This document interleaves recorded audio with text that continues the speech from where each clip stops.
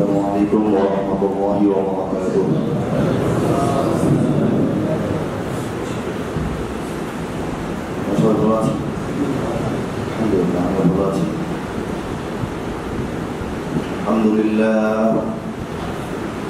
الحمد لله نحمده ونستعينه ونستغفره ونؤمن به ونتوكل عليه ونعوذ بالله من شرور أنفسنا ومن سيئات أعمالنا من يهده الله فلا مضل له ومن يضلله فلا هادي له ونشهد أن لا إله إلا الله وحده لا شريك له ونشهد أن سيدنا ونبينا وحبيبنا وسندنا ومولانا محمدا عبده ورسوله صلى الله تعالى عليه وعلى آله وأصحابه وبارك وسلم تسليما كثيرا أما بعد الحمد لله شكري وجعلكم الحمد لله الله رب العالمين আমাদেরকে পবিত্র হজের কাছাকাছি নিয়ে এসেছেন। ইসলামের মূল ভিত্তি পাঁচটি আমরা জানি সবাই। প্রথমে হচ্ছে কালিমাতুশ শাহাদা অথবা বিশ্বাস বা ঈমান। অদেখা অনেক বিষয়ের উপর ঈমান আনতে হয়। এরপর হচ্ছে আমাদের কর্মসূচি। ঈমানের পর আরো চারটি, সালাত, সিয়াম, নামাজ, রোজা বলি আমরা। আর সম্পদের উপর নির্ভর করে কেউ যদি সম্পদশালী হয় তাহলে সে যাকাত দিবে, হজ করবে। যাকাত এবং হজ এই দুইটা বিষয়ে আমরা অনেক সময় একটু অমনোযোগী হই। যে নামাজ তো পড়তেছি, 5 ওয়াক্ত নামাজ পড়তেছি, আমার বিরাট ব্যবসায়ী আমি আজানের সঙ্গে সঙ্গে দোকান বন্ধ করে দিই। এমনকি আমার কর্মচারীদেরকেও আমি নামাজের জন্য তালকিন দিচ্ছি, এই দোকান বন্ধ। রোজা রাখছি, বড় ইফতারের আয়োজন করছি। যাকাত এবং হজের সময় যেটা হয়, যাকাতের সময় মনে হয় যে আমার 10 কোটি টাকা, তো প্রতি কোটিতে 2.5 লাখ করে 15 লাখ টাকা হয়ে গেল। 25 নাকি 25 লাখ হয়ে গেল। 25 লক্ষ টাকা যখন যাকাত হয়ে যায়, 10 কোটি টাকা যে আমার আছে এটা খেয়াল থাকে। মনে হয় 25 লাখ টাকা যাকাত হয়ে গেল। 25 লাখ টাকা যাকাত হয়ে গেলে মনে হয় আচ্ছা এই সপ্তাহ দেওয়া দিচ্ছে হয় না। অনেকেই হয় আর কি, সবাই না, ইল্লা মাশাআল্লাহ। 5, 7, 8, 10 লাখ টাকার মধ্যে যাকাত দিয়ে দিলে এটা মোটামুটি মানুষ পায়, জমজমাট আয়োজন হয়। যাকাত দেওয়ার ব্যাপারে মানসিকভাবে একটা এটাকে নিজের মনকে প্ররোচিত করা যে আমি তো যাকাত দিছি, বিশাল আকার দিয়েছি, কিন্তু পুরোটা দিই নেই। 1 টাকাও যদি কম দিই হিসাব থেকে তাহলে আমার যাকাত আদায় হয়নি। যাকাতের প্রশ্নে কত টাকা যাকাত দিতে হচ্ছে সেই টেনশনটা মাথায় আগে আসে। কত টাকা আল্লাহ আমাকে দিয়েছেন সেটা মাথায় থাকে না। হ্যাঁ, এখন যে লোকের 1 লাখ টাকা সে তো 2,500 টাকা দিবে, তার কাছে হয়তো মনে হবে যে অল্প টাকায়। যে লোকের 10 কোটি সে যখন 25 লাখ দিতে হবে তখন তার টেনশন হয়ে যাবে। 25 লাখ কি হয় নাকি, যাই হোক 2.5 লাখ করে আর কি কোটিতে। আচ্ছা 10, 2.5, 25 ঠিক আছে। ঠিক তদ্রুপ হজের ব্যাপারটা আরো দুঃখজনক। হজ ফরজ হয়েছে এরকম অনেক ব্যক্তি আছেন যারা বুঝেন না তাতে হজ ফরজ হয়েছে। তারা হজ ফরজ হওয়ার ব্যাপারটাকে গুরুত্ব সহ চিন্তাই করেন। জীবনে কোনো না কোনো এক সময় তার ভালো অবস্থা ছিল, চাকরির অবস্থা ভালো, ব্যবসার অবস্থা ভালো, কৃষির অবস্থা ভালো, তার হাতে নিজের প্রয়োজনীয় সমস্ত খরচ মিটিয়ে হজের খরচ, রাস্তার খরচ করে হজ করে আসার টাকা তার হাতে জমেছে। কিন্তু তিনি হজ করেননি, এইটি করেননি, করে আর করা হয়নি, এক সময় তার অবস্থা হয়তো খারাপ হয়েছে, এখন আর তৌফিক নেই তার, কিন্তু ওই যে হজটা ফরজ হয়েছিল সেই ফরজটা তার উপরে ফরজ রয়ে গেছে। আপনার উপর নামাজ একবার ফরজ হয়েছিল, তখন আপনি পড়তে পারেন নাই, গাড়িতে ছিলেন বা কোনো কারণে পারেন নাই, নাপাক ছিলেন, হজটা তো নামাজটা তো ফরজ হয়ে আছে, তো আপনার কাজা করতে হবে। এই কাজা হজটা অনেকেই পরে আর করা হয় না, কারণ এটা তো নামাজ না, নামাজ তো শারীরিক ব্যাপার। যখন আপনি পবিত্র হইলেন, যখন আপনি সফর শেষ নামাজ পড়ে ফেললেন, কিন্তু যখন আপনি টাকা মালদার হইলেন, হজ খরচ হইল, আরেকবার মাল থাকলো না, তখন তো আপনি আর হজ করতে পারতেছেন ইচ্ছে করলো। এই সমস্যাটা হয়ে যায়। অনেকে বলে আমার তো ভাই খুব দিন ভালো ছিল, এক সময় তো এই জলমহল আমার ছিল, অমুক বাজারের ব্যবসা আমার ছিল, তখন তো মনে হয় হজ খরচ হয়েছিল, তখন তো করি নাই, এখন তো সাধ্য নাই। এই যে একটা অবস্থা হয়, এটা আমাদের বেখেয়ালির কারণে হয়। হজ এমন একটা ইবাদত, আল্লাহ রাসূল সাল্লাল্লাহু আলাইহি ওয়াসাল্লাম তিনি সুস্পষ্ট ভাষায় উল্লেখ করেছেন, হাদিসে আছে যে যে ব্যক্তির হজ করার মতো অর্থ সম্পদ আছে, যে ব্যক্তির হজ করার মতো পথে কোনো বাধা নেই, যে ব্যক্তিকে হজ থেকে কোনো জালিম শাসক আটকে রাখে নাই, সেই ব্যক্তি যদি হজ না করে এবং মারা যায়, তার মৃত্যুটা ইহুদি বা নাসারা হিসেবেও হতে পারে। নাউযুবিল্লাহ, ইহুদি বা নাসারা হিসেবেও তার মৃত্যু হতে পারে। এটা আল্লাহ রাসূল সাল্লাল্লাহু আলাইহি ওয়াসাল্লাম স্পষ্ট ভাষায় তার হাদিসে এটা উল্লেখ আছে। তো এই যে কথাটা ইহুদি এবং নাসারা কেন বললেন? মুশরিক তো বললেন না, মুশরিক বললেন এখানে এই জন্য বললেন যে কাবা যেটা প্রদক্ষিণ করার জন্য, যেটা জিয়ারত করার জন্য হজ, সেই কাবার সাথে দ্বন্দ্বটা হচ্ছে ইহুদি নাসারা এবং মুসলমানদের মধ্যে। এই কাবাটা মুসলমানদেরকে ইহুদি এবং নাসারাদের থেকে পৃথক করেছে বলেছে মানব। এর আগ পর্যন্ত ইহুদি নাসারা মুসলমান সব একসঙ্গে ছিল। কিভাবে ছিল? আমরা সকলেই বাইতুল মুকাদ্দাসের দিকে কিবলা ছিল। আমাদের রাসূল সাল্লাল্লাহু আলাইহি ওয়াসাল্লাম, সাহাবায়ে কেরাম আজমাইন এবং তখনকার মুসলিমিন উম্মাহ সবাই আল আকসার দিকে ফিরে নামাজ পড়তেন। ইহুদিরাও সেদিকে ফিরে ইবাদত করে, নাসারারাও সেদিকে ফিরে ইবাদত করে, আমরাও সেদিকে ফিরে ইবাদত করতাম।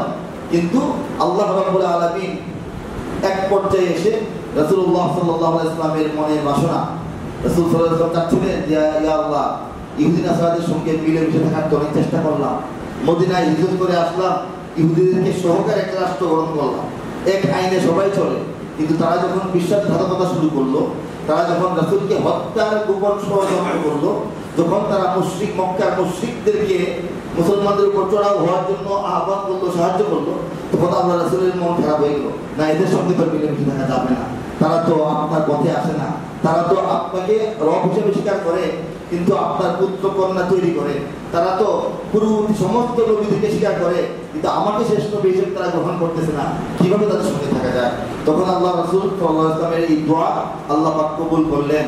আল্লাহ রাব্বুল আলামিন মসজিদে কিবলাতাইনের ঘটনা, যারা উমরায় গেছেন, হজে গেছেন, প্রদক্ষিণ করে এসেছেন, সেই মসজিদে কিবলাতাইনের মধ্যে রাসূলুল্লাহ সাল্লাল্লাহু আলাইহি ওয়াসাল্লাম সাহাবায়ে কেরামকে নিয়ে জামাতে নামাজ আদায় করতেছেন, কিবলার দিকে ফিরে, আল আকসার দিকে ফিরে।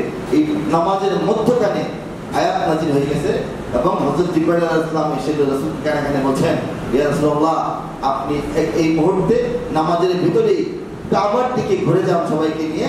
আল্লাহ রাব্বুল আলামিন এই মুহূর্ত থেকে ইহুদি নাসারাদের থেকে ও মুসলিমদের থেকে আলাদা করে দিয়েছেন এবং কাবাকে কিবলা বানাইছেন। সুবহানাল্লাহ।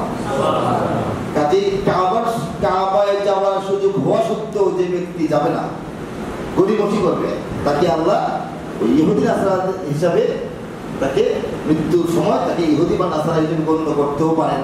এই একটা আভাস, এই একটা সৎপূর্ব সতর্কতা রাসূলুল্লাহ সাল্লাল্লাহু আলাইহি ওয়াসাল্লাম আমাদেরকে দান করেছেন।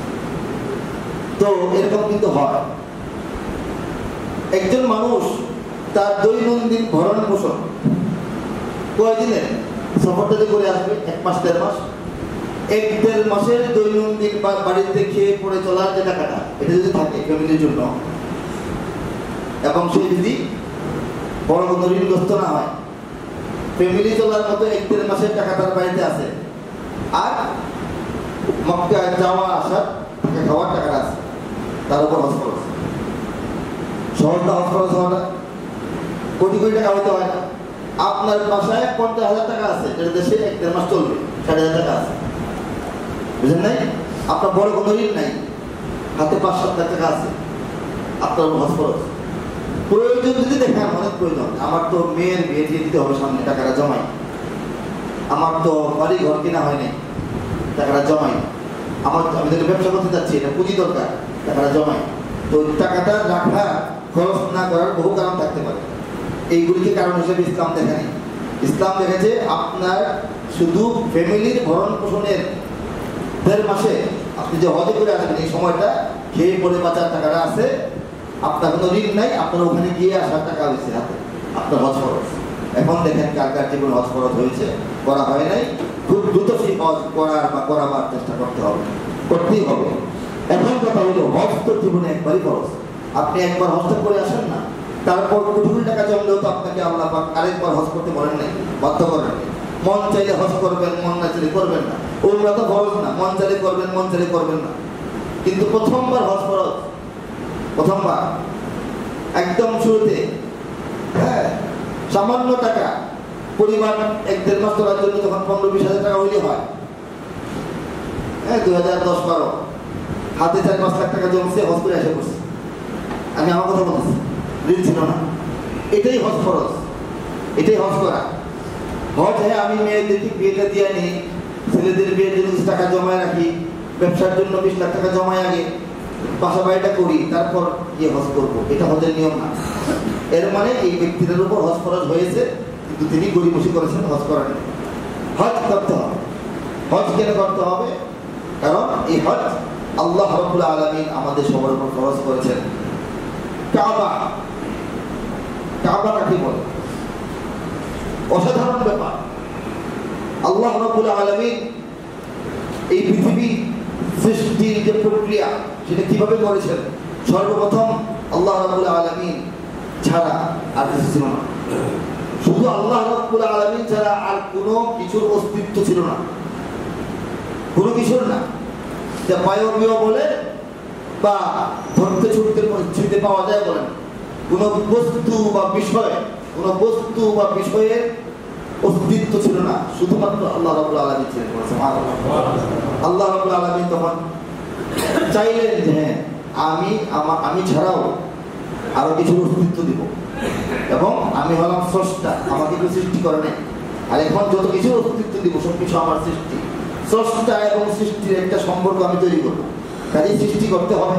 সেই আল্লাহ রাব্বুল আলামিনের প্রথম যে সৃষ্টি, সেই সৃষ্টিটা, এটাকে বলা হয়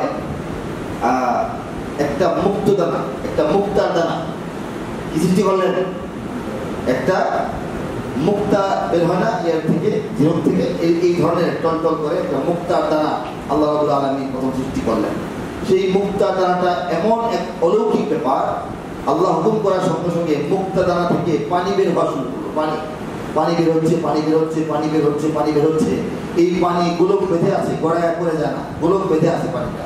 গোলক বেঁধে এই গোলক বড় হতে হতে এটার বিস্তৃতি বলা হয় তাফসীরে প্রায় 20 কোটি বর্গ মাইলের মতো বড় আকারের পানি হয়ে গেল। পানির একটা চাকা হয়ে গেল 20 কোটি বর্গ মাইলের মতো। এই পানির একটা বিশাল চাকা হওয়ার পর এটার মধ্যে ঢেউ শুরু হলো। পানি যত বড় হবে, ঢেউ তত বড় হবে। সমুদ্রে যেমন বড় ঢেউ হয়, বিশাল বিশাল ঢেউ হচ্ছে। ঢেউ হতে হতে ঢেউয়ের মাথায় ফেনা হচ্ছে। এই ফেনাগুলি প্রথম খুব সাবানের ফেনার মতো হালকা পানির কালার, তারপর আস্তে আস্তে এটা হলুদ বর্ণ ধারণ করে, লালচে বর্ণ ধারণ করে খয়েরি হয়ে যায়। এইভাবে হইতে হইতে হইতে হইতে এই সমস্ত ফেনাগুলি ঢেউয়ের মাথায় মাথায় জমে আসে। এই সমস্ত জমাট বাঁধা ফেনাগুলিকে রব্বুল আলামিন, আমরা রুটি যেভাবে বেলি, রুটির যেভাবে বেলা হয়, এইভাবে এইকে বেলে আল্লাহ পাক পানির উপরে এটাকে করে দেন, বিছায় দেন। পানির গোলকের উপর পানির ফেনা বিছায় দেওয়া হলো। এই ফেনাটা কি হলো? আমরা যে সেন্ট মার্টিন যাই, সেন্ট মার্টিন কিন্তু ফেনার উপর তৈরি হয়েছে। এটা কোনো মাটি না, জমিন না, আমাদের মতো জমিন না। এটা হচ্ছে প্রবাল দ্বীপ বলা হয়। প্রবাল দ্বীপ, প্রবালটা তো ফেনা থেকে আস্তে আস্তে তৈরি হয়। প্রবাল দ্বীপ এরকম প্রবালের মতো সারা দুনিয়ায় মাটির একটা আস্তরণ হয়ে গেল। এই ফেনাগুলি শুকিয়ে শুকিয়ে এই বর্তমান জমিনের মতো মাটি হয়ে গেল, ভিতরে পানি বাইরে মাটি, এই একটা ডিমের খোলসটা হলো মাটি, ডিমের পানিটা হচ্ছে পানি, এই একটা বিষয় হয়ে গেল। রব্বুল আলামিন এটা তৈরি করলেন। এটা যে তৈরি করলেন, এই যে পানির গোলকের মধ্যে প্রথম একটা পাক শুরু হয়েছিল, ঢেউ শুরু হয়েছিল, যে ঢেউ থেকে ফেনা, ফেনা থেকে জমি, সেই ঢেউটা কোথা থেকে শুরু হইল? এই পানির গোলকটা তৈরি হওয়ার পর রব্বুল আলামিন একটা রহমতের নজর দিলেন এটার উপর। এই নজরটা রব্বুল আলামিন সুনির্দিষ্টভাবে পানির গোলকের যে পয়েন্টে দিলেন, সেই পয়েন্টের মধ্যে একটা পাক সৃষ্টি হলো। এই যে নদীর মধ্যে দেখেন না, এক জায়গায় একটা ঘূর্ণি পাক সৃষ্টি হয়, জাহাজ সহজে ঢুকায় বলা, নৌকা গিয়ে ঢুকে যায়, এরকম একটা পাক সৃষ্টি হলো। এই পৃথিবী সৃষ্টির জন্য মুক্ত থেকে বের হওয়া জলরাশির মধ্যে আল্লাহ রাব্বুল আলামিন যেখানে চোখের প্রথম দৃষ্টি দিয়েছিলেন তার কুদরতি নয়নের, সেই দৃষ্টি থেকে ফেনা পাক সৃষ্টি হয়, পাক থেকে ঢেউ সৃষ্টি হয়, ঢেউ থেকে ফেনা সৃষ্টি হয়, ফেনা থেকে জমাট বাঁধা মাটির মতো সৃষ্টি হয়। এটাকে আল্লাহ পাক সম্পূর্ণ পানির গুলোকে সাইড দিয়া এটাকে বিস্তৃত করে বেড়ে একদম বিছিয়ে দেন। ওই কুদরতি দৃষ্টিতে যে জায়গায় পড়েছিল, যেখানে পাক সৃষ্টি হয়েছিল, সেই পয়েন্টটার মধ্যেই পরবর্তীতে জমিন সৃষ্টি হওয়ার পর রব্বুল আলামিন কাবা নির্মাণ করেন। কাজেই পৃথিবী নাভিমূল একটা ফলের যেমন গোটা থাকে, প্রত্যেকটা ফলের গোটা থাকে, পৃথিবীর যেটা ফলের মতো ধরে গোল, এটার যে গোটা, এটার যে নাভিমূল, সেটা হচ্ছে কাবাতুশ শরীফা। বলেন সুবহানাল্লাহ। এই কাবা আমাদের সকলের কাছে প্রাণের চেয়েও প্রিয়। দুনিয়া কি বুদগদা মে পহলা वो घर खुदा का, हम उनके पास बा है वो पास बा हमारा। আল্লামা ইকবাল বলেন, दुनिया की बुदगदा में पहला वो घर खुदा का, हम उनके पास बा है वो पास बा हमारा। যে পৃথিবীর এই মাটির ময়দানের মধ্যে অন্য অর্থে আছে, পৃথিবীর এই মূর্তিশালায় যেখানে আল্লাহ ছাড়া অনেক কিছু ইবাদত করা হতো, সেখানে প্রথম গৃহ, প্রথম ঘর হচ্ছে আল্লাহর কাবা। আর সেই কাবা হচ্ছে সারা পৃথিবীর পাহারাদার। আমরা সারা পৃথিবীর মুসলমানরা হচ্ছে কাবার পাহারাদার। এই সেই কাবা, এই কাবা অনেকবার নির্মিত হয়েছে। প্রথমে আল্লাহ রাব্বুল আলামিন ফেরেশতাদের মাধ্যমে আসমানে সপ্তম আকাশে অবস্থিত বাইতুল মামুর, একটা কাবার মতো ঘর আছে, সেই বাইতুল মামুর হচ্ছে ইবাদতখানা ফেরেশতাদের। ফেরেশতারা সেই বাইতুল মামুরের চতুর্দিকে, আমরা যেভাবে হজ উমরার সময় তওয়াফের সময় ঘুরি চারদিকে, ঠিক এই তরিকায়, এই পদ্ধতিতে, এই মাপে ফেরেশতারা আল্লাহর সেই ঘরকে প্রদক্ষিণ করে, বাইতুল মামুরকে প্রদক্ষিণ করে তাওয়াফ করতে থাকে, তাওয়াফ করতে থাকে। সেইটা একদম বরাবর আল্লাহর নজর পড়ছিল এবং সেই জায়গায় আল্লাহ পাক ফেরেশতাদের মাধ্যমে কাবা তৈরি করেন। কাবা অর্থ হলো চর। বলা যায় কাবা মানে হচ্ছে সমান জায়গার মধ্যে উঁচু হয়ে থাকা একটা জায়গা। সমান জায়গা থেকে উঁচু হয়ে ওঠে যে জায়গাটা, এটাকে কি বলে? কাবা। ফাগসিলু ওয়ুজুহাকুম ওয়া আইদিয়াকুম ইলাল মারাফিকি ওয়ামসাহু বিরুউসিকুম ওয়া আরজুলাকুম ইলাল কাবাইন। ওজুর আয়াতের মধ্যে আসছে যে শেষের আয়াতটা ওয়া আরজুলাকুম ইলাল কাবাইন, তোমাদের দুইটা পা তোমরা ধৌত করো কাবাইন পর্যন্ত, টাকনু পর্যন্ত। টাকনুর মধ্যে হাড্ডিটা উঁচা হয়ে থাকে না, হ্যাঁ, এই জন্য কাবাইন বলা হয়। দুইটা কাবা, একটা কাবা এটা, আরেকটা কাবা এটা, তোমাদের দুইটা কাবা পরিমাণ পর্যন্ত তোমরা তোমাদের পা ধৌত করো। আয়াতে বলা আসছে, অর্থাৎ কাবা অর্থ হলো উঁচু জায়গা শাব্দিক অর্থে। কাজেই সমতল পৃথিবীর মধ্যে, সমতল পৃথিবীর মধ্যে প্রথম একটা জায়গা উঁচু করা হয়েছে, ঘর বানায় উঁচু করা হয়েছে। জমিন জমিন জমিন, এর মধ্যে একটা জায়গা উঁচু ঘর বানানো হয়েছে, এটা হচ্ছে কাবা শরীফ। বলেছে এরপরে এই জমিনটা যেহেতু পানির উপরে, এটা নড়াচড়া করে, এই যে পানির উপর থাকে জিনিস নড়ে, স্বাভাবিক নৌকা নড়ে, এইটাকে ভারী করার জন্য, ভারী নৌকা নড়ে না, ভারী করার জন্য আল্লাহ পাক হুকুম দিয়া পাহাড়গুলো নির্মাণ করেন। প্রথম কাবা হয়েছে উঁচা জায়গা, এছাড়া জমিনের মধ্যে উঁচা কোনো জায়গা ছিল না। এরপরে তার বড় বড় পাহাড় নির্মাণ করতেন। আর পৃথিবীর এই জমিনের মধ্যে রব্বুল আলামিন সর্বপ্রথম যে তৈরি করেন পাহাড়, সেই পাহাড়টা হচ্ছে জাবালে আবু কুবাইস। বলে সুবহানাল্লাহ। এটা যারা হজে গেছেন, উমরায় গেছেন, অবশ্যই দেখেছেন। সাফা থেকে মারওয়ায় যাওয়ার সময় হাতের ডানে পড়ে বাদশার বাড়ি নির্মাণ করা আছে, রাজকীয় একটা প্যালেস তৈরি করা আছে, হ্যাঁ, একদম হারাম শরীফের পাশেই। পাহাড় দেখা যায় না, পাহাড় পিছন দিতে দেখা যায়, যে একটা বিল্ডিং, সুন্দর বিল্ডিং করা আছে, রাজকীয় প্যালেস করা হয়, রয়্যাল প্যালেস। এই যে পাহাড়টা, এটাই পৃথিবীতে প্রথম পাহাড়। এরপরে সমস্ত পাহাড় আল্লাহ পাক তার সেটিং করেছেন, প্রয়োজন মতো জায়গা বুঝে বুঝে আল্লাহ পাক করেছেন। তো এই কাবা নির্মাণ ফেরেশতারা করেছেন। পরবর্তীতে এটা আবার এই কাবা যখন পুরনো হয়েছে, ক্ষয়ক্ষতি হয়েছে পৃথিবীর আবহাওয়ার কারণে, সেই কাবা আবারও আদম আলাইহিস সালামের হাতে নির্মাণ হয়েছে। এইভাবে নির্মাণ হয়েছে। হযরত নূহ আলাইহিস সালামের প্রলয়ঙ্করী যে মহাপ্রলয়, বন্যা, এটাকে বলা হয় যে 150 দিন পর্যন্ত এই বন্যা ছিল। 150 দিন, 150 দিন পর্যন্ত যদি প্রলয়ঙ্করী তুফান বন্যা চলে, এবং এই বন্যা এমন যে হিমালয়ের মতো উঁচা উঁচা ঢেউ সেখানে তৈরি হয়েছিল। এবং এরপর কাবা যেহেতু পৃথিবীর নাভিমূল, পৃথিবীর সবচাইতে একটা গর্ত জায়গার মধ্যে একটা ঘর করা আছে, এটা কাবা। চতুর্দিকে পাহাড়। আরবে যদি বৃষ্টি হয়, 2 ঘন্টা বৃষ্টি হলে সমস্ত পানি কাবার দিকে ছুটে আসে। এখন তো উঁচা করা হয়েছে, আগে বৃষ্টি হইলে কাবা তোলা যেত। প্রথম কাবা তলিয়ে গেছে, কাবা ভেঙে গেছে, পানের ধাক্কায় কাবা ভেঙে গেছে, এরকম হতো।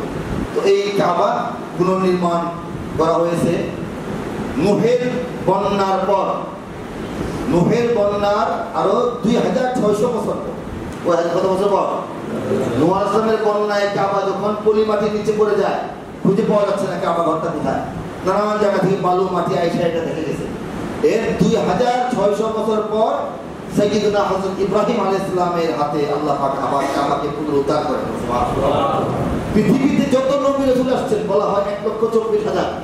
1,24,000 নবীর মধ্যে 1,23,998 জন এই নবী কাবা জিয়ারত করেছেন। সুবহানাল্লাহ। 2 জন নবীর পক্ষে কাবা শরীফ এসে জিয়ারত করা সম্ভব হয়নি। একজন হলো কওমে আদের নবী হযরত হুদ আলাইহিস সালাম। একজন কওমে সামুদ গোত্রের নবী হযরত সালেহ আলাইহিস সালাম। আদ এবং সামুদ এত দুষ্ট, এত শয়তান, এত অত্যাচারী উম্মত ছিল, তাদের শয়তানের কারণে তারা সময় পান নাই, বলে উঠতে পারেন নাই কাবা ঘরে একবার আসা। ইতিহাসে আছে এই 2 জন নবী, হযরত হুদ আলাইহিস সালাম, হযরত সালেহ আলাইহিস সালাম, তারা দূর থেকে দোয়া মোনাজাত করছেন, কিন্তু কাবা থেকে ফিরে ইবাদত করছেন হয়তো বা, কিন্তু কাবা ঘর প্রদক্ষিণ করা তাদের পক্ষে সম্ভব হয় না। এই 2 জন নবী, এই 2 জন নবী ছাড়া বাকি সমস্ত নবী কাবা ঘরে আসছেন। কাজে আমরা যদি এখন শুনি যে বাংলাদেশের অমুক জায়গায় একজন সাহাবী আসছিলেন, ইচ্ছা হবে চলে যাই দেখি, তাই না? যদি শুনি যে অমুক দেশের অমুক জায়গায় অমুক প্রখ্যাত সাহাবী একজন ওযু করছিলেন, আচ্ছা ওই জায়গাটা দেখে আসি। এই ধরনের আমরা কোনো জায়গার কোনো খবর পাইলে বরকতের জন্য যাই। সবার আগে কাবায় যাওয়া উচিত। কাবা এমন জায়গা যেখানে সমস্ত নবী রাসূল এই জায়গাটায় হেঁটেছেন, যেখানে আপনি হাঁটবেন। আপনি যেখানে কদম ফেলে হাঁটবেন, যেখানে তওয়াফ করবেন, 1.25 লক্ষ নবী এখানে এসেছেন, 1.25 লক্ষ সাহাবা এখানে ঘুরেছেন। আপনি কাকে দেখতে মন চায়? আমি ইরাক যাব, ইরাক গিয়া আব্দুল কাদের জিলানীর কবর জিয়ারত করে আসবো। আমি খাজা মঈনুদ্দিন চিশতির স্মৃতি কোথায় আছে ভারতবর্ষে গিয়ে আসবো। ওনারা কে যান নাই কাবায়? বলেন তো, কে যান না? কাবায় গেলে সবাইকেই দেখা হয়, সবার স্মৃতি স্পর্শ করা হয়। কাজে কাবা না গিয়ে অন্য জায়গায় দৌড়াদৌড়ি পরে, আগে কাবা, ঠিক কিনা বলেন? এই কাবা একটি বরকতময় পরিবারের হাতে আল্লাহ পাক নির্মাণ করেছেন।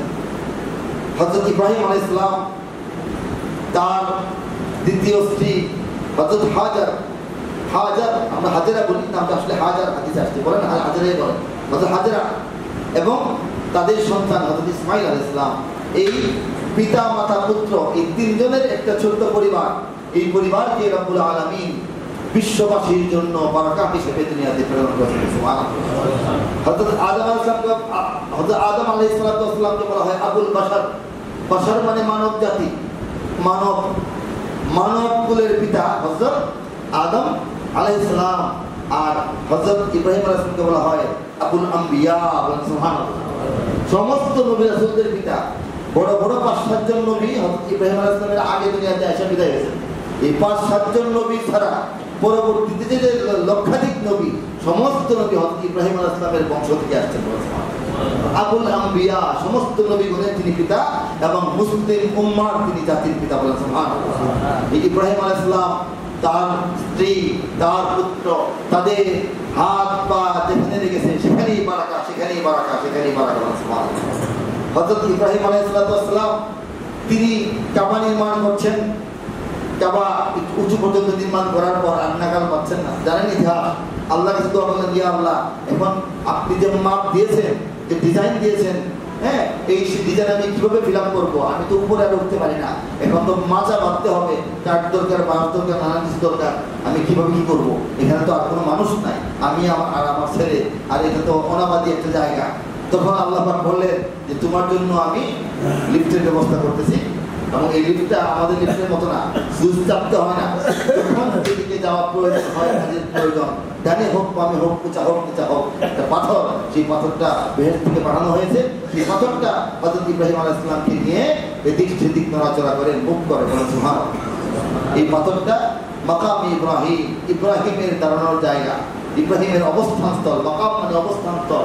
এবং পৃথিবীর কোনো পাথরের মধ্যে আপনি যতই লাথি মারেন আপনার পায়ে দাগ পড়বে, কিন্তু আল্লাহ পাক সারা পৃথিবীর মুসলমানদেরকে কিয়ামত পর্যন্ত দেখানোর জন্য কোরআনে আসছে যে আমি মাকামে ইব্রাহিমকে তৈরি করেছি এবং কাবার পাশে এটাকে অবস্থান দিয়েছি।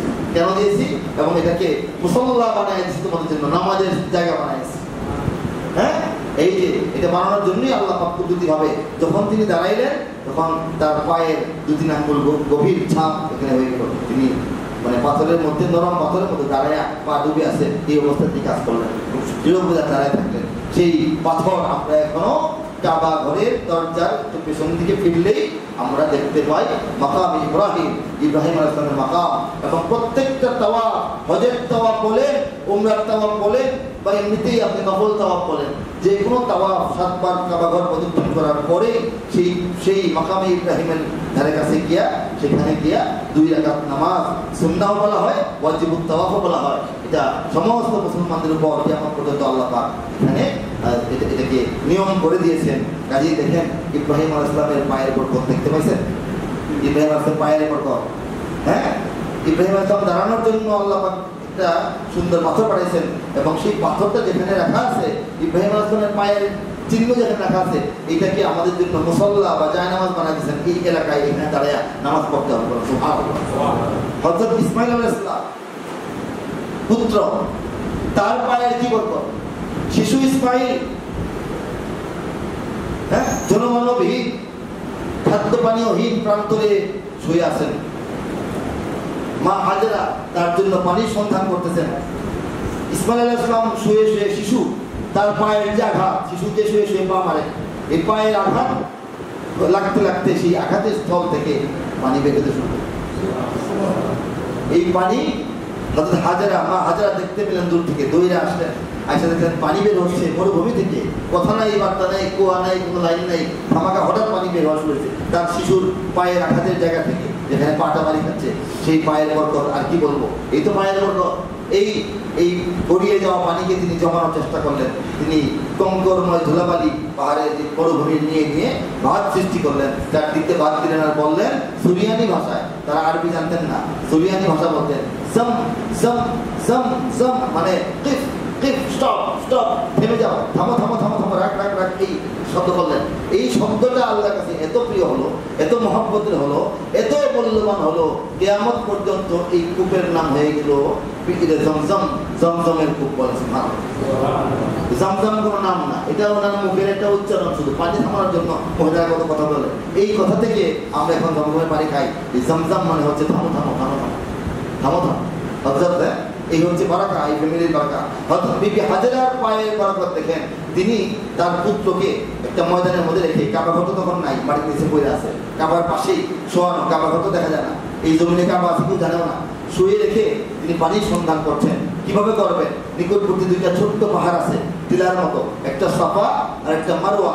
তিনি চিন্তা করলেন যে আমি পাহাড়ের উপরে একটু উঠি, উঠে দেখি কোনো কাফেলা, কোনো মানুষ, কোনো পাখপাখালি, কোনো পানি কোথাও দেখা যায় কিনা। পানি তো লাগবে, শিশুটাকে বাঁচাইতে হবে। তিনি সাফা পাহাড়েও দেখা যায় না, পানি দেখা যায় না, কিছুই দেখা যায় না। তখন তিনি নেমে আবার গিয়ে মারওয়া পাহাড়ে উঠলেন, সেখান থেকে আবার অবলোকন করলেন, দেখা যায় না।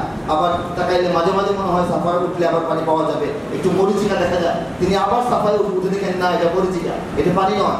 এইভাবে সাফা থেকে মারুয়া, মারুয়া থেকে সাফা, আবার মারুয়া, আবার সাফা, আবার মারুয়া, আবার সাফা, আবার মারুয়া, এই 7 বার তিনি আসা যাওয়া করলেন। এই 7 বারের তার পায়ের যে দৌড়াদৌড়িটা, তার পায়ের প্রকটটা এমন আল্লাহর কাছে এত প্রিয় যে আল্লাহ পাক কিয়ামত পর্যন্ত সমস্ত হজ করনেওয়ালা, উমরা করনেওয়ালা মুসলমানদের জন্য এই 2 পাহাড়ে ওই মহিষী নারীর মোতাবেক দৌড়াদৌড়ি করাটা ফরজ করে দিলেন। এই 3 জনেরই পায়ের বরকত আমরা হজে গেলে পাই, আমল করতে হয়। হ্যাঁ, এই দৌড়াদৌড়ির সময় যখন তিনি পাহাড়ের উপর উঠতেন তখন শিশুটাকে দেখে যেতেন, শিশুকে দেখতেন।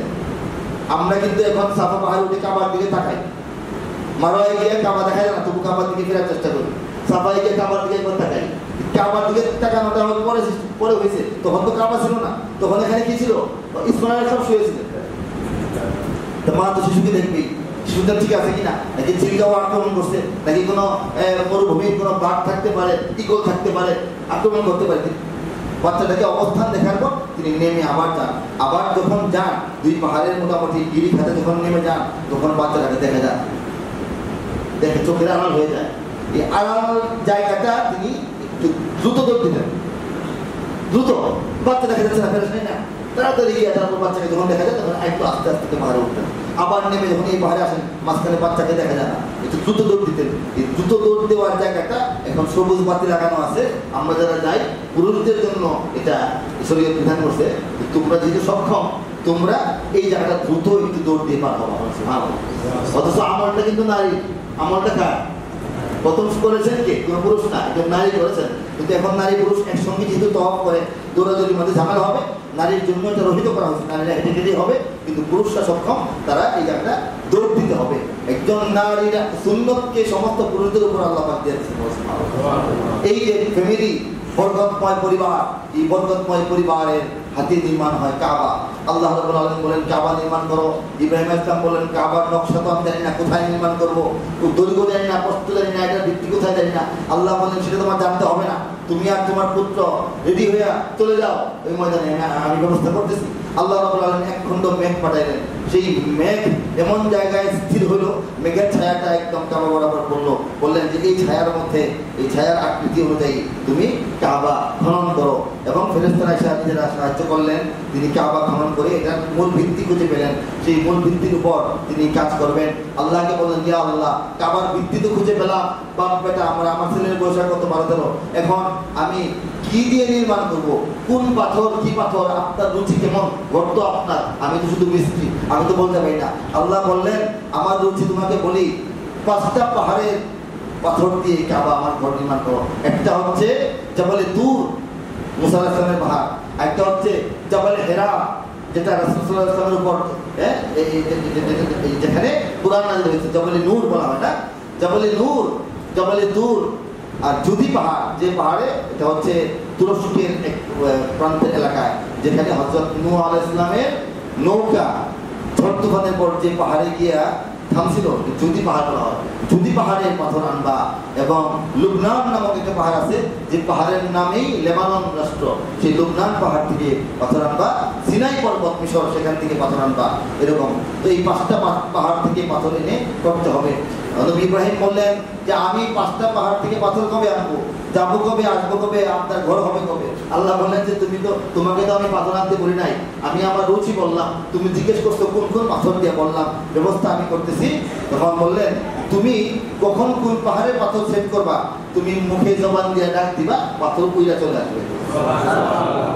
তখন তিনি এই লুবনান বললে একটা পাথর আসে, যদি বললে একটা আসে, এমনি একটা করে একটা দিয়া দিয়া, হ্যাঁ, আমরা যেমন ফুলের মালা গাঁথি, একটা বকুল ফুল, একটা বেলি ফুল, আবার একটা রজনী, একটা আবার একটা, এইভাবে তিনি 5 পাহাড়ের পাথর দিয়া আস্তে আস্তে আস্তে আস্তে এই কাবা ঘর নির্মাণ করে শেষ করলেন। নির্মাণ করে শেষ করার পর কাবা ঘরের দরজা থেকে এই পাথরটা যেখানে লাগানো, এই কোনার জায়গাটা, এটাকে বলে মুলতাজাম। এই মুলতাজামে তিনি নিজের চেহারা, নিজের গাল, নিজের বুক, নিজের হাত মেলে দিয়ে ধরলেন, ধরে আল্লাহর কাছে দোয়া করলেন, ইয়া আল্লাহ, আপনার নির্দেশে আপনার গৃহ আমি আর আমার ছেলে মিলা নির্মাণ করলাম, এখন আপনার কাছে কিছু চাওয়ার আছে। কি চাওয়ার আছে? তিনি বললেন রব্বানা তাকাব্বাল মিন্না ইন্নাকা আনতাস সামিউল আলিম। প্রথম দোয়া করলেন, হে আল্লাহ, আপনি অনেক খুশি শুননেওয়ালা, অনেক খুশি জাননেওয়ালা, আপনি আমাদের পক্ষ থেকে আমাদের এই কাজটাকে আগে কবুল করেন। যে মেহনত করলাম কবুল করেন, কবুল না করলে তো বা পরিশ্রম বৃথা। হ্যাঁ, রব্বানা তাকাব্বাল মিন্না, কবুল করেন আমাদের কাছ থেকে, ইন্নাকা আনতাস সামিউল আলিম। এটা বলার পর তারপর কোরআনে আসছে অন্য আয়াতে যে তিনি চাইলেন আল্লাহর কাছে, আমি বাংলায় বলে ফেলি মূল খোলাসাটা, যে আল্লাহ কাছে চাইলেন, হে আল্লাহ, আমার যে এই ছেলে সাথে তো দাঁড়ানো ইসমাঈল আলাইহিস সালাম ছোট মানুষ, আমার এই ছেলের বংশে আপনি নবী দান করবেন। নবী, সেই নবী যে নবী চারটা দায়িত্ব পালন করবে, সেই নবীর উপর আপনি যে কিতাব দিবেন, সেই কিতাব জাতিকে উম্মতকে পড়ে শোনাবে, সুবহানাল্লাহ। সেই কিতাবের ইলম জাতিকে দিয়ে দিবে, সেই জ্ঞান দিবে, সুবহানাল্লাহ। সেই কিতাবের যে হিকমা, প্রজ্ঞা, সেটা সেই জাতিকে দিবে। তিনটা। আরেকটা হচ্ছে যে সে সমস্ত মানুষের হৃদয়কে কলুষতা মুক্ত, শিরিক মুক্ত, বিদাত মুক্ত করে আপনার মুখী বানায় দেবে, পবিত্র বানায় দেবে, তাজকিয়ার কাজ সে করবে, সুবহানাল্লাহ। তাওহীদ কাজ করবে। এই চারটা দায়িত্ব দিয়ে আপনি আমার বংশধরের মধ্যে একজন নবী প্রেরণ করেন। তখন আল্লাহ রাব্বুল আলামিন বললেন যে নবী তো তোমার বংশে প্রচুর দেওয়া হবে, হ্যাঁ, আমি ঠিক করে রাখছি, এখন তুমি আর কি চাও? তখন তিনি বললেন যে না, আমি জানি, কারণ বংশ বলতে তার কিছু নাই দুনিয়াতে, আমার বংশী নবী আসবে, নবী আসবে আমার বংশী, কারণ ইব্রাহিম আলাইহিস সালাম ছিলেন একা মুসলিম, আর তো কোনো মুসলিম নাই, অমুসলিমের কাছ থেকে তো নবী আসবে না। তিনি বললেন যে আমার বংশের নবী আসবে আমি জানি, কিন্তু আমি ইসমাইলের জন্য দোয়া করতেছি যে আপনি যখন আমার কাছে চাইলেন যে হে ইব্রাহিম, তোমার সবচাইতে প্রিয় বস্তুটা আমার নামে কুরবানি করো, তখন আমি ইসমাইলকে কুরবানি করব। আমি যেহেতু সবচেয়ে প্রিয় বস্তুটা আপনাকে দিয়ে দিলাম, আমিও আপনার সবচেয়ে প্রিয় বস্তুটাই আমি চাই। এই কথা তিনি বলেন। আল্লাহ সবচেয়ে প্রিয় বস্তু, প্রিয় কি কে? মুহাম্মদ রাসূলুল্লাহ সাল্লাল্লাহু আলাইহি। তিনি এইভাবে দরকার করলেন, আমার কাছে সবচেয়ে প্রিয় বস্তু আপনি চেয়েছেন, আমার কাছে সবচেয়ে প্রিয় বস্তু ছিল আমার ছেলে সন্তান। আমি তো কুরবানি করছি, চোখ বাইতে করে দিচ্ছি কুরবানি। আপনার সবচেয়ে প্রিয় বস্তুটা এখন আমি চাই, কাবা ঘর নির্মাণের হিসাবে, মজুরি হিসাবে, সেটা হচ্ছে আপনার পেয়ারা নবী, শ্রেষ্ঠ নবী, যিনি আপনার হাবিব হবেন, তাকে আমি ইসমাইলের বংশে চাই। সুবহানাল্লাহ। এই যে চাওয়া, এই চাওয়ার ফলে হযরত ইব্রাহিম আলাইহিস সালাম ৮৬ বছর বয়সে তার পুত্র ইসমাইল জন্মগ্রহণ করলেন। ইব্রাহিম আলাইহিস সালাম এমন ছিলেন একা মুসলমান, তার ফ্যামিলি মুসলমান না, কেউ মুসলমান না। ইব্রাহিম আলাইহিস সালামের উপরে আল্লাহ পাক অনেকগুলি পরীক্ষা দিয়েছেন। এর মধ্যে একটা পরীক্ষা উল্লেখ করা হয়েছে, ৮০ বছর যখন ওনার বয়স, ৮০ বছর, তখন আল্লাহর নির্দেশে নিজের খতনা নিজের হাতে করেছেন। সুবহানাল্লাহ। নিজের খতনা নিজের হাতে করেছেন ৮০ বছর বয়স। এর আগে পর্যন্ত খতনার বিধানটা ছিল না, মানুষ জানতো না যে খতনা করা যায় বা করতে হয়। আল্লাহ পাক বিধান দিলেন যে মুসলিমরা খতনা করবে, তুমি ধারালো পাথর দিয়া নিজের খতনা নিজে করো, এই সিস্টেমে করো। ফেরেশতারা বুঝাই দিয়ে গেল, উনি নিজের হাতে নিজের খতনা করলেন ৮০ বছর বয়সে। ৮৬ বছর বয়সে তার আল্লাহ পাক সন্তান দান করলেন, দ্বিতীয় স্ত্রীর গর্ভে হযরত ইসমাঈল আলাইহিস সালাম। আর ১০০ বছর বয়সে বলা হয়, ১০০ বছর বয়সে মানে আরো ১৪ বছর পর হযরত সারা আলাইহিস সালামের গর্ভে, প্রথম স্ত্রী যার সন্তান হতো না, তার গর্ভে আল্লাহ পাক আরেক সন্তান দান করেন, হযরত ইসহাক আলাইহিস সালাম। কাজেই হযরত ইসমাঈল এবং বিবি হাজেরা তারা মক্কাবাসী, তাদেরকে আল্লাহর নির্দেশে তিনি মক্কায় রেখে চলে গেছিলেন। আর সারা এবং ইসহাক তারা সন্তান পরে হয়েছে, তারা হচ্ছেন ফিলিস্তিনবাসী, কেনানবাসী, বর্তমান জেরুজালেমে। সেখানে দুই পুত্র দুই জায়গায়, এক পুত্রকে নিয়ে কাবাঘর নির্মাণ করেছেন, কাবাঘর নির্মাণের ৪০ বছর পরে আরেক পুত্রকে নিয়ে তিনি বাইতুল মুকাদ্দাস নির্মাণ করেছেন। সুবহানাল্লাহ। সেই বাইতুল মুকাদ্দাস কেন্দ্রিক, হযরত ইসহাক আলাইহিস সালাম কেন্দ্রিক, হযরত ইয়াকুব আলাইহিস সালাম কেন্দ্রিক, সেখানে হাজার হাজার লক্ষাধিক নবী রাসূল আল্লাহ পাক দান করেছেন। সমস্ত নবী হচ্ছেন বনি ইসরাইল। ইয়াকুব আলাইহিস সালামের একটা নাম ছিল ইসরাইল, ইয়াকুব আলাইহিস সালামের বংশধর সবাই বনি ইসরাইল, ইয়া বনি ইসরাইল যে বলা হয়, সমস্ত বনি ইসরাইলি নবী এখানে আসছেন। আস্তে আস্তে আস্তে আস্তে আস্তে আস্তে হযরত ঈসা আলাইহিস সালাম পর্যন্ত এসে স্টপ হয়ে গেছে, আর নবী নাই, রাসূল নাই, দুনিয়া নবীবিহীন। ৫৭০ বছর অপেক্ষা করার পর নবীজির জন্ম কবে? ৫৭০ খ্রিস্টাব্দে না? খ্রিস্টাব্দ শুরু হয়েছে কবে? ঈসা আলাইহিস সালামের জন্ম থেকে। হযরত ঈসা আলাইহিস সালামের দুনিয়াতে আসার ৫৭০ বছর পরে আল্লাহ পাক আখেরি নবী দান করেছেন। সেই আখেরি নবী দান করেছেন হযরত ইসমাঈল আলাইহিস সালামের বংশের মধ্যে এই জন্য আমাদের নবী হচ্ছেন বনি ইসমাইল, বনি ইসমাইল, আর অন্য সমস্ত নবী হচ্ছেন বনি ইসরাইল। ইহুদি নাসারা যারা, তারা ভাবতো যে আমাদের যেহেতু সমস্ত নবী আমাদের লাইনে আসতেছে, আখেরি নবী একজন আসবেন, কারণ তাদের নবীরা বারবার বলেছেন আমরা তো আসতেছি, শেষ নবী আসবে শ্রেষ্ঠ নবী, তাদের কিতাবে লেখা শেষ নবী আসবে শ্রেষ্ঠ নবী, তার আকাঙ্ক্ষা, তাদের মধ্যে অহমিকা এসে গেছে শেষ নবী আমাদের মধ্যে আসবে। শেষ নবী এসে গেছে তাদের পিতৃপুরুষ ইব্রাহিম আলাইহিস সালামের আরেক সন্তানের দিকের এর মধ্যে, গোষ্ঠীর মধ্যে। সেই গোষ্ঠী আবার মক্কায় বিস্তার লাভ করেছেন, বলেছে আর এই নবী ইয়াসরিব শহরে একবার আসবেন। ইয়াসরিব হচ্ছে মদিনার পুরনো নাম। এটা ইহুদিরা জানতো, ইহুদিরা আলেমরা জানতো, এই জন্য তারা মদিনায় বসবাস করতো। ইহুদিদের দু তিনটা গোষ্ঠী মদিনায় বসবাস করতো। তারা হলে ইহুদিরা মদিনায় আসবে কোন দুঃখে? ইহুদিদের বাড়ি করতো মদিনায় না। ইহুদিদের বসবাস ছিল জানেন ফিলিস্তিন, সিরিয়া, ওইসব অঞ্চল। তাদের গোত্রগুলি মদিনায় এসে বসবাস করলো কেন? আল্লাহ রাসূল সাল্লাল্লাহু আলাইহি ওয়াসাল্লাম হিজরত করে গিয়ে যে ইহুদিদেরকে পাইলেন মদিনায়, তাদের সঙ্গে বসবাস করলেন, চুক্তি করলেন। এই ইহুদিরা মদিনায় আসবে কোন দুঃখে? তাদের বংশধর তো মদিনায় আসার কথা না, মদিনা তো অন্যদিকে। তারা এখানে আসছে নবীর অপেক্ষায়। তারা জানে একজন নবী আসবে মদিনায়, একজন নবী হিজরত করে আসবে, হিজরত করে মদিনা জায়গায় আসবেন, এটা তারা জানতো। এই অপেক্ষা তারা ছিল। তারা যখন জানতে পারলো যে মক্কায় আব্দুল মুত্তালিব যে কাবার অধিপতি, মক্কার অধিপতি, তার নাতি হয়েছে, নাম রাখা হয়েছে মুহাম্মদ। তার মধ্যে নবী হওয়ার সমস্ত দৃশ্যমান, সমস্ত আলামত দৃশ্যমান। তারা কিন্তু বুঝে গেছিল যে তিনি শেষ নবী, তিনি শেষ নবী। এটা তারা বুঝে স্পষ্টভাবে বুঝতে পারছিল, কিন্তু ইমান আনে নাই অহমিকার কারণে, ইমান আনে নাই জেলাসি বোধ করার কারণে, যে এই নবী কেন ইসমাইলের বংশে আসলো, ইসহাকের বংশে কেন আসলো না। এটা তাদের মধ্যে শয়তান প্ররোচিত করেছিল। সেই নবী আমাদের নবী সাল্লাল্লাহু আলাইহি ওয়াসাল্লাম, তিনি সবার সঙ্গে মিলেমিশে আল-আকসা থেকে নামাজ পড়তেন। আল্লাহ পাক কাবাকে আমাদের কিবলা বানায় দিয়ে মুসলিম উম্মাহকে শ্রেষ্ঠত্ব দান করেছেন, বৈশিষ্ট্য দান করেছেন, একটা এক্সক্লুসিভ বানিয়ে দিয়েছেন। তোমরা অনন্য, তোমরা সবার ঊর্ধ্বে, তোমরা বিশুদ্ধ, তোমরাই শ্রেষ্ঠ, তোমরাই সর্বশেষ, তোমরা কাবা নিয়ে থাকো। আর তারা আগে কেবলা থাকো, তোমাদের কেবলাকে আমি চেঞ্জ করে দিলাম। এই কেবলা চেঞ্জ হওয়ার পর এই কেবলাকে প্রদক্ষিণ করা এবং হজ করার ব্যাপারে কোরআনে আয়াত আসছে যে যাদের পক্ষে সম্ভব কাবা জিয়ারত করার সামর্থ্য যাদের হয়, তারা যেন অবশ্যই কাবা জিয়ারত করে। আরো সেখানে বলা হয়েছে যে ইন্না সাফা ওয়াল মারওয়া মিন শাআইরিল্লাহ, সাফা এবং মারওয়া আল্লাহর নিদর্শনের অংশ। যারা হজ করতে আসবে তারা যেন সাফা মারওয়ায় সাই করে, এতে কোনো আপত্তির কিছু নাই, এতে দোষের কিছু নাই। আল্লাহ বলেছেন তারা কাবা প্রদক্ষিণ করবে, সাফা মারওয়া প্রদক্ষিণ করবে, এটা বলেছেন। কাজেই হজের মাস চলে আসছে।